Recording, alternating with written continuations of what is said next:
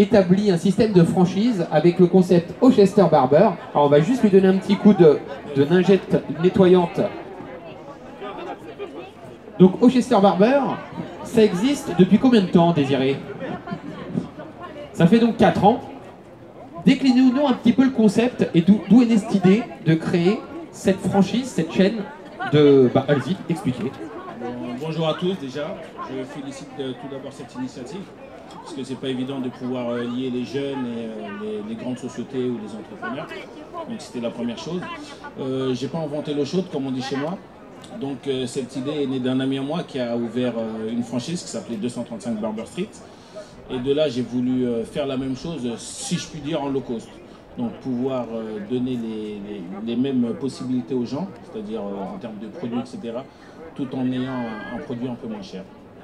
Quelle a été la rencontre? Alors j'ai compris qu'il y avait la rencontre du 235 Barber, mais à un moment donné, est-ce que vous vous êtes senti armé? Parce que souvent les jeunes, ils n'osent pas sauter dans le grand bain parce qu'ils n'ont pas les codes, ils savent pas nager.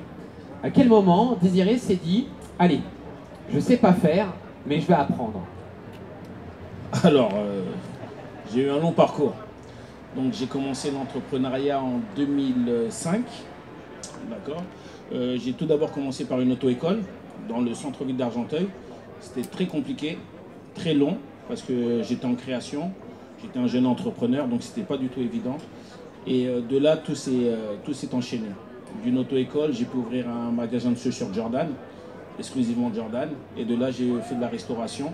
Tout ça pour vous dire qu'en fait, on peut être polyvalent dans l'entrepreneuriat. On n'est pas cantonné à une étiquette spéciale, par exemple la coiffure. Non, non. Quand on est dans l'entrepreneuriat, on est dans l'entrepreneuriat.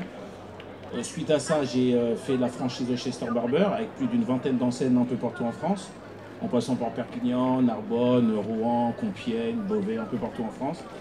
Et puis là, j'ai enchaîné sur un autre projet dont je suis le plus fier. C'est une halle commerciale sur Montreuil.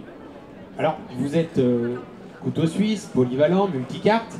Un jeune, au début, il a entre 18 et 25 ans, il se dit « oulala, il faut maîtriser la comptabilité, le marketing, le commercial.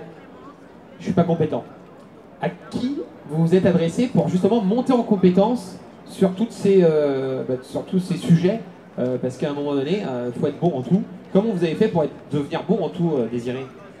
Alors la chance que j'ai eue, c'est que j'ai pu suivre des études plus ou moins poussées, j'oserais dire. Donc je suis natif d'Argenteuil, grandi à Argenteuil. J'ai passé mon bac à Georges Braque au lycée. J'ai passé mon BTS sur Paris. Donc de là, déjà, j'ai eu quelques armes pour me préparer. Et puis suite à ça, j'ai eu ma maman. J'ai eu la chance d'avoir ma maman qui est dans l'entrepreneuriat depuis des dizaines et des dizaines d'années, mais en Afrique, et qui m'a mis dans le bain en fait. Donc vous avez été inspiré par votre maman. Exactement. C'est vrai qu'il suffit pas de regarder très loin autour de soi, ça peut être sa maman, son papa, son voisin, son frère, sa sœur, son camarade de classe pour s'inspirer et puis faire de même.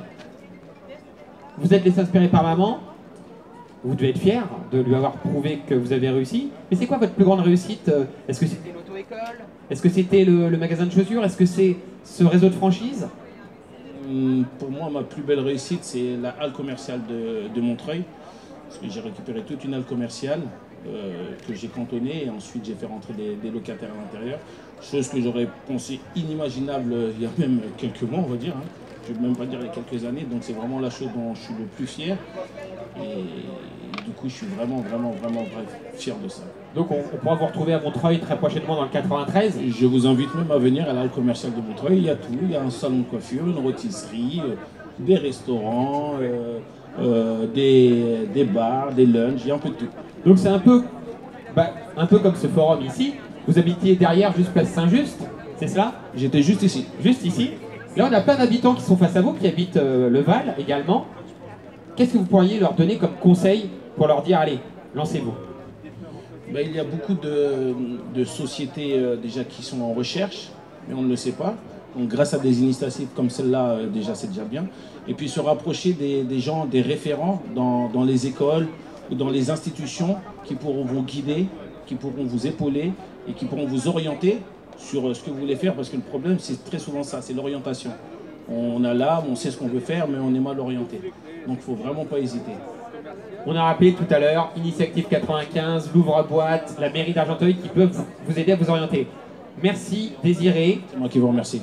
On va rester sur un habitant d'Argenteuil qui a